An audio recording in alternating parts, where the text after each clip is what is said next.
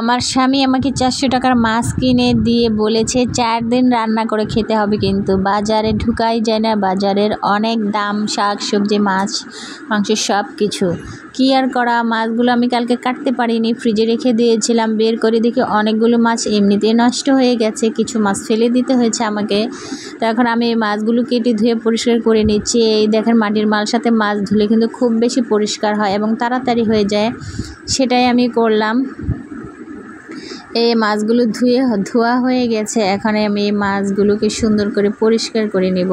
এখানে 5 মিশালি মাছ আছে, বিলের মাছ। এই মাছগুলো কিন্তু খেতেও খুবই মজা লাগে, আমার কাছে তো অনেক ভালো লাগে। এখানে শিং মাছ, কই মাছ, তারপরে হচ্ছে বাইং মাছ আছে, টাকি মাছ আছে, আরও অনেক প্রকারের মাছ, ওগুলোর নামও হয়তো বা আমি জানি না। তো এই যে এখন আমি মাছগুলো সুন্দর করে ধুয়ে নিয়েছি। এখন মাছগুলো আমি ভাগাভাগি করব।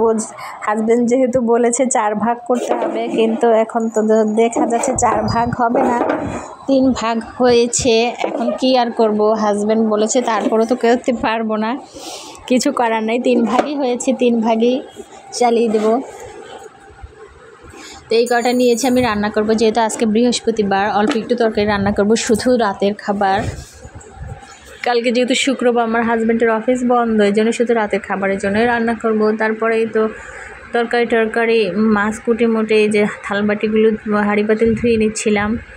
এই যে আমার এই কড়াইটা দেখেন, ভাঙা কড়াইটা আমার ফেলতে ইচ্ছা, কারণ আমি এই কড়াইতে অনেক সুন্দর করে রান্না হয় আমার, অনেক দিনের করে আমার মায়া লেগে গেছে, কিন্তু কড়াইটা ফেলতেও ইচ্ছা করে না। তা মাছ টাছ ধুয়ে আমি আবার ছেলেকে একটু আনারস কেটে দিয়েছিলাম। এই আনারস ও খেয়ে আবার আমার জন্য রেখে দিছে। এখন একটু খেয়েও নিলাম মাঝখান দিয়ে। তারপর ফ্রিজ থেকে কিছু সবজি বের করে নিচ্ছি, মাছ দিয়ে রান্না করব। ধুন্দুল, আলু আর বেগুন দিয়ে মাছটা রান্না করব ভাবছি। তো তরকারি বের করে গেলাম বিছানা গুছাতে। তো বিছানাটা উঠিয়ে নিলাম, ময়লা হয়ে গেছে। এখন আরেকটা বিছানার চাদর পেতে দিয়ে ওগুলো এখন ধুবো, ভিজিয়ে রাখবো, পরে রান্না টান্না শেষে ধুবো আর কি। আমার ছেলের বিছানাটাও গুছিয়ে নিলাম, ও বিছানা গুছাতে পারে না, ওর বিছানাটা আমাকেই গুছিয়ে দিতে হয়। তো দুজনকে ওদের গোসল করাই দিছি। এখন আমার কাজটা শেষ করে আমি রান্নাবান্না করব, তারপরে হচ্ছে আমার বাকি কাজ। তা আমার মেয়েটা আমার পিছন পিছন ঘুরঘুর করে। দুপুরবেলাটা আমার খুব বেশি ব্যস্ততার মধ্যে কাটাইতে হয়।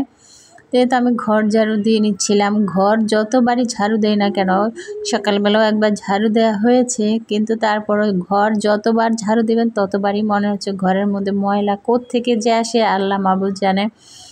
এই দেখেন কত ময়লা বের হয়েছে। সকালেও কিন্তু আমি একবার ঘর ঝাড়ু দিয়েছি, তারপরেও আবার এত ময়লা। যেহেতু ঘরে আমার ছোট বাচ্চা আছে, সেও একটু ময়লাটা বেশি করে।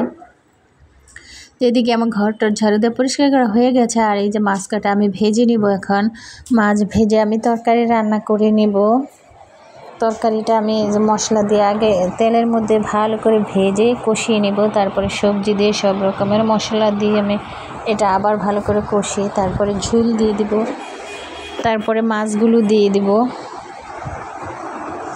এই যে আমার মাছগুলো দেওয়া হয়ে গেছে। আমি এটা একেবারে শুকনোও করবো না, আবার বেশি ঝুলও রাখবো না, ওভাবেই নামিয়ে নেব। এই যে আমার তরকারিটা হয়ে গেছে। এখন আমি কাপড় চোপড় ধুয়ে গোসল টুসল সেরে নেব, তারপরে হচ্ছে খাওয়া দাওয়া করবো। যে একটু ডাল ভর্তা আছে, কালকের একটু তরকারি, আমি এই জন্য একটু ডাল রান্না করি।